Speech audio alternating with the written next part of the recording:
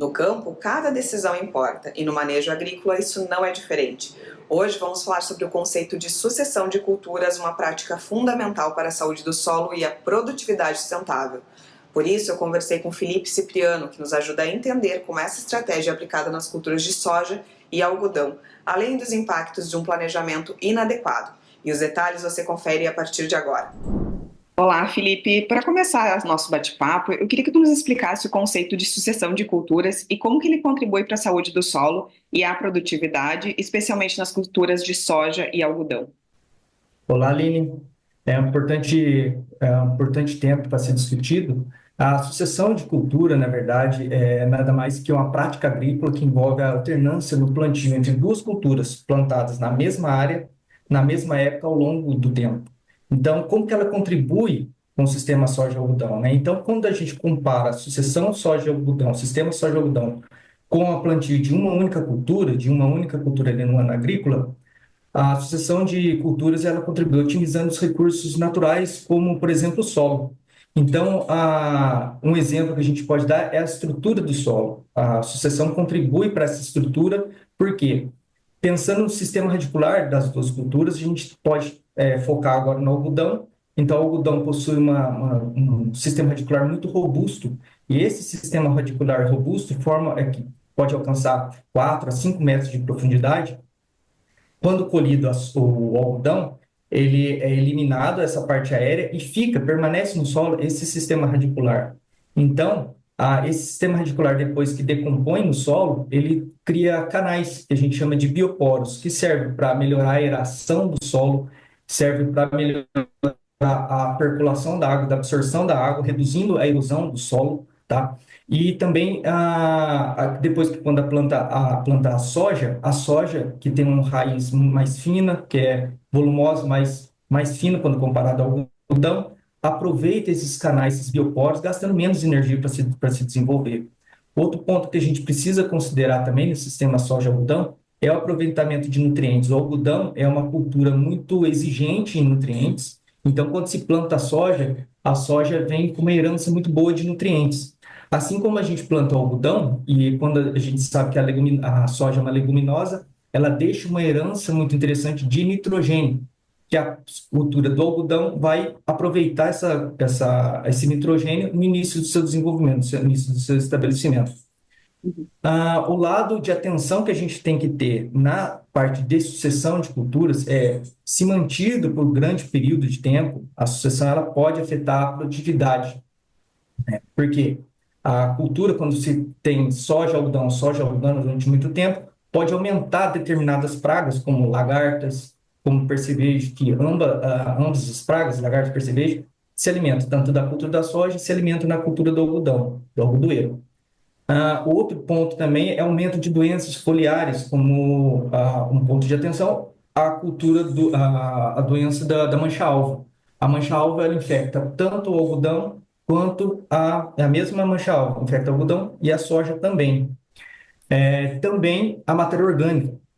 A matéria orgânica ela precisa ser monitorada, a cultura do algodão ela deixa uma pouca matéria orgânica, pouca palhada nesse solo e precisa ser acompanhado para que, seja, caso necessário, seja colocada uma outra cultura. E isso, no caso, seria uma sucessão de cultura, uma rotação de cultura, né?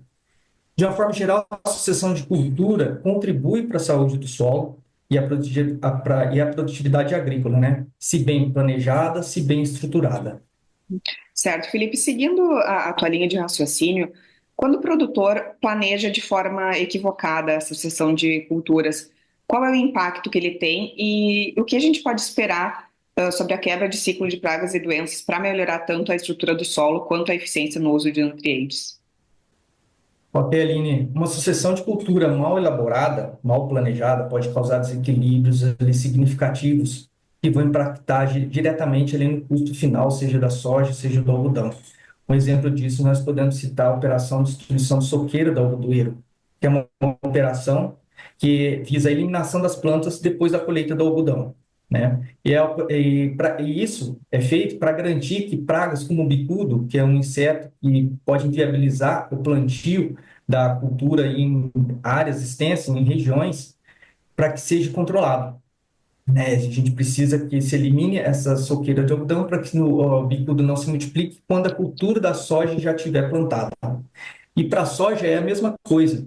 Então, a eliminação de plantas quando é feita a semeadura do algodão é fundamental para que o controle da ferrugem, que é uma doença muito agressiva, que também precisa da planta para fechar seu ciclo, seja efetivo. Então, a sucessão da cultura ela interrompe o ciclo se bem feito, reduz o número de aplicações, né? Então, se nós temos menos aplicações, nós temos menos pesticidas sendo colocado no ambiente, e a gente sabe que todo pesticida final de tudo que a gente coloca na lavoura, o final é o solo, o destino final é o solo, estaremos agredindo menos esse solo.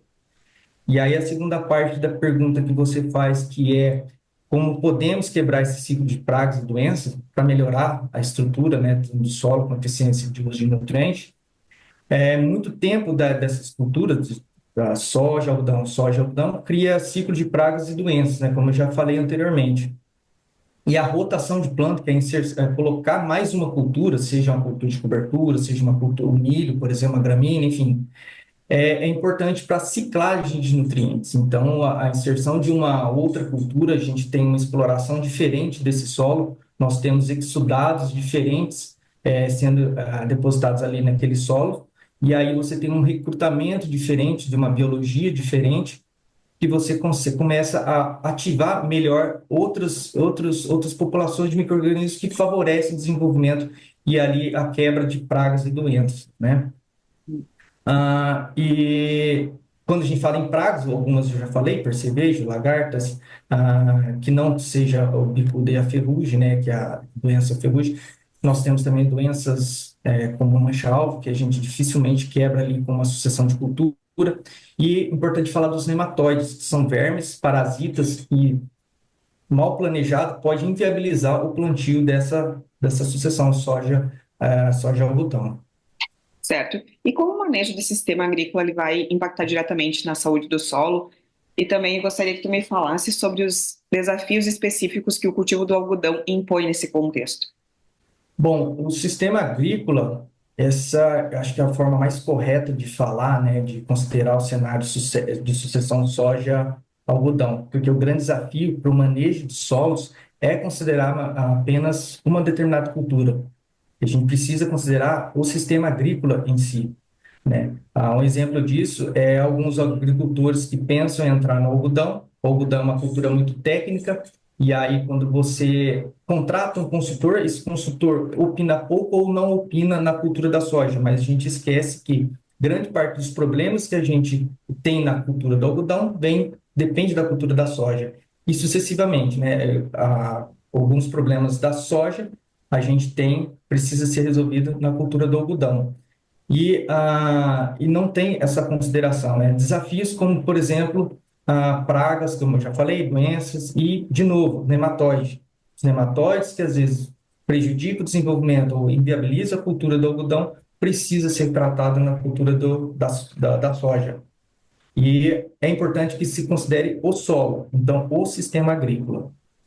Certo. E tu pode compartilhar conosco alguns exemplos de agentes biológicos que têm sido eficazes no manejo de nematóides e também nas doenças nas culturas de soja e algodão, e como eles podem ajudar a tornar esse manejo de uma forma mais sustentável? Aline, no mercado, nós podemos encontrar uma diversidade de agentes de controle biológicos de nematóide, por exemplo, alguns fungos, em particular, os fungos se destacam, né? Cepas do fungo Pseudomyces linaceus e Poconia clamidospora têm demonstrado excelentes resultados no controle de nematóide. Eu não posso deixar de falar do Nematistellus, que é um lançamento da Balago, e compõe esses dois fungos, Pseudomyces e Poconia, é uma mistura entre esses dois, a junção desses dois fungos, que tem um papel fundamental no controle dos nematóides, né? Então, esses fungos, quando depositados nos solos, germinam e esses fungos vão colonizar esses solos. Esses fungos, eles possuem mecanismos que localizam essas estruturas reprodutivas dos nematóides e se alimentam deles. Então, quais estruturas? São ovos de nematóides, fêmeas sedentárias, juvenis, ou seja, o fungo, o nematistelo, ele vai reduzir essa população do que existe no solo, porque ele age diretamente na fonte do problema, né? Nas estruturas reprodutivas desses vermes. Uhum. No caso de doença, algumas misturas entre isolados têm demonstrado grande eficiência, como o Pardella, por exemplo, que também é da Balágua. A Pardella é composto por três micro-organismos, dois tricodermas e um bacillus. Esses micro-organismos eles vão agir diretamente na fonte de inóculo. Então, o foco do Pardella é que seja aplicado no solo. Então, o Pardella, quando ele alcança o solo, ele vai colonizar esse solo, porque é no solo que estão a fonte de inóculo. Essas doenças são doenças necrotróficas, são doenças, as principais doenças foliares, né, da soja e do algodão, são doenças necrotróficas, e essas doenças elas vão sobreviver ali nos restos culturais. Dessa forma, o Pardella, quando colonizando, ele vai ter mecanismos ali de colonização que vai reduzir a fonte desse inóculo, de forma que sobre menos proquímico.